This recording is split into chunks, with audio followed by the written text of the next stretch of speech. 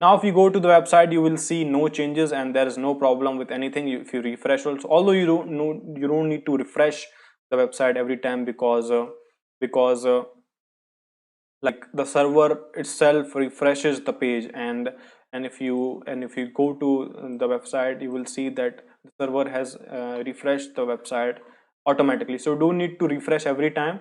So you just have to save the changes which you want to get reflected, and that those changes will be reflected automatically. You don't need to refresh.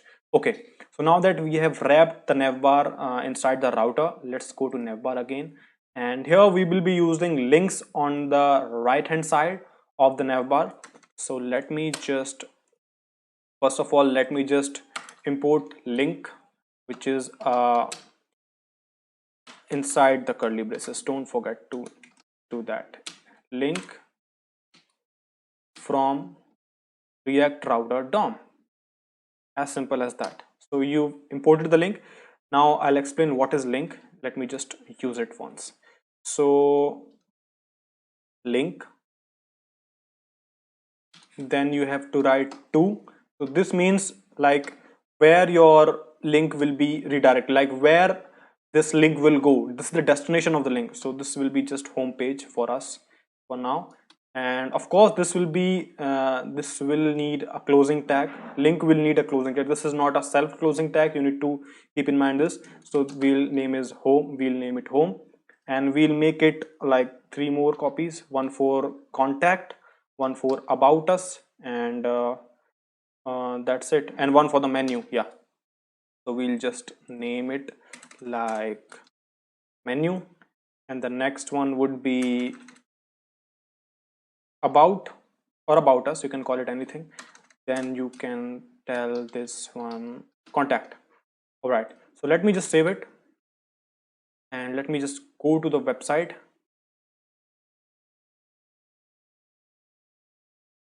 Okay, so you can see the links, although they are very small because of the size of the image, so don't need to worry about it. So home, menu, contact, about, and contact. Okay, so you can see this, right? So when we go to VS Code, now we have like created the base, like the base skeleton of a navbar. There's an logo image, there's an there's a links on the right hand side which we discussed. So now we need to now we need to look it closely, and we need to make it look beautiful. So I will create another folder here which will be containing all of our styles, style meaning all of the CSS files. So I will call it maybe styles folder. So inside the styles folder, I will create all the CSS files to all the components, different components. I'll create different CSS files, so there's no problem with that. So in the styles folder, I will create a file named as navbar.css, and here we will write the CSS code to our navbar.js.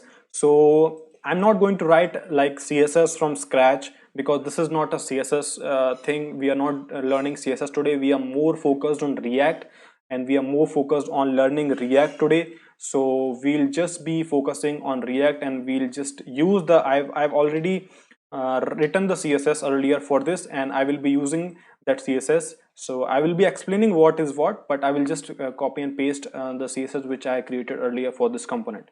So let me just paste it here. So here it is.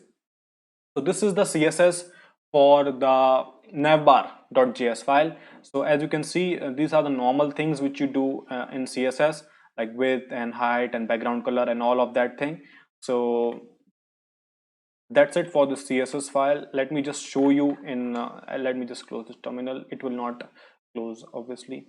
We'll just minimize. Okay, so let me just show you from the beginning. These are all the CSS file which these are all the CSS code which is written inside the navbar.css. So till here we have used. So let me just apply the CSS to the navbar. Let me just hit Ctrl S and save it, and let's just go to the navbar.js.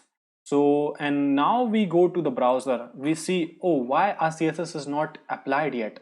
So this is the question which most of the people like get, and they get confused why it's not showing up, why it's not showing up. So everything is as before, so why it's not showing up? So let me tell you why it's not showing up. So you need to import the css file here inside the navbar.js file. If you've not imported that, that css will not be applied to this navbar.js component. So how you will import the css? It's really simple. So you'll write import, and then you will not provide any name, you will directly provide the location of the file, of the css file. So let me just provide the location, which is styles slash navbar.css. .css. All right, let me provide a semicolon and then save it. So I hope now the css is applied. So let's just go to our browser and let's just see, refresh. Okay, there's a problem here, module not found, styles nav. Okay, we have misspelled something, we have misspelled the word navbar. That is navbar, not navabar. Save it again and let us go to the browser. Fresh. Oh wow, beautiful. You can see that the navbar is rendered here, and all of the styling is applied to the navbar. Here it is the logo, it has become small, and here are the links to the pages, and the background color and the color of the font is really awesome. So this is the magic of css. It's applied here. So let's get back to the browser. And one more thing before going to the VS Code is that this is not responsive right now. So like if we decrease its size, you can see like when we decrease the size, so this is not responsive, you know. This is coming here and this is not so much responsive. See, the contact is getting cut off. See, the contact is getting cut off. So what we need to do to make it responsive, we need to write media queries in the css file. So now what is media query? Let me just go and explain it to you. In the navbar.css file, media query is something which gets applied according to the size of the screen. For example, if you provide the maximum value of 650 pixels to in the media query, and you provide some styling to a class, then that style will be provided to till the maximum of 60 pixels only, 600 pixels only. If the screen size is more than 600 pixels, that screen will not, that css will not be applied. That's what we are going to do now. I have already written it. Now let me just uncomment it.